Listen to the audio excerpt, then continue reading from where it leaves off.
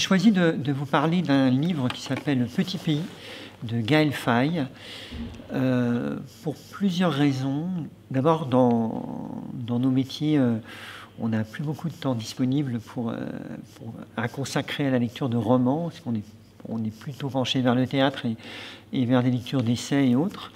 Et il se trouve que ce livre, je l'ai découvert, il m'a pris littéralement on va dire à la gorge, mais aussi au cœur, et je l'ai lu quasiment d'une traite en une soirée.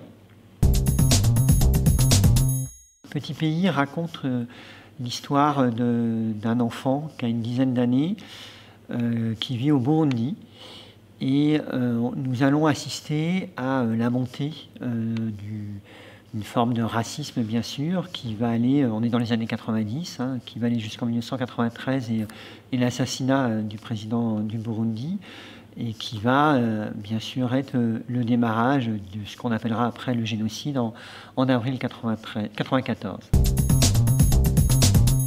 On va assister en fait à cette montée de violence, d'irrationnel, à travers les yeux d'un enfant.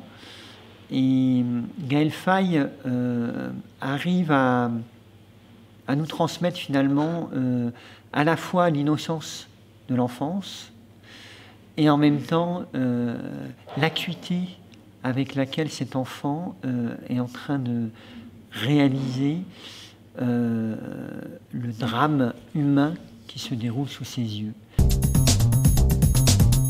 Si j'ai choisi ce livre, c'est parce qu'il a réveillé en moi une part d'enfance qu'on a tous, et sur un sujet évidemment qui pourrait paraître extrêmement lourd.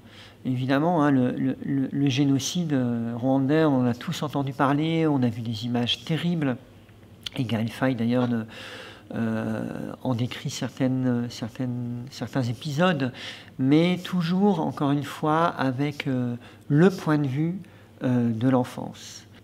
Je tangue entre deux rives. Mon âme a cette maladie-là. Des milliers de kilomètres me séparent de ma vie d'autrefois. Ce n'est pas la distance terrestre qui rend le voyage long, mais le temps qui s'est écoulé. J'étais d'un lieu entouré de familles, d'amis, de connaissances et de chaleur. J'ai retrouvé l'endroit, mais il est vide, de ceux qui le peuplaient, qui lui donnaient vie, corps et chair. Mes souvenirs se superposent inutilement à ce que j'ai devant les yeux. Je pensais être exilé de mon pays. En revenant sur les traces de mon passé, j'ai compris que je l'étais de mon enfance, ce qui me paraît bien plus cruel encore.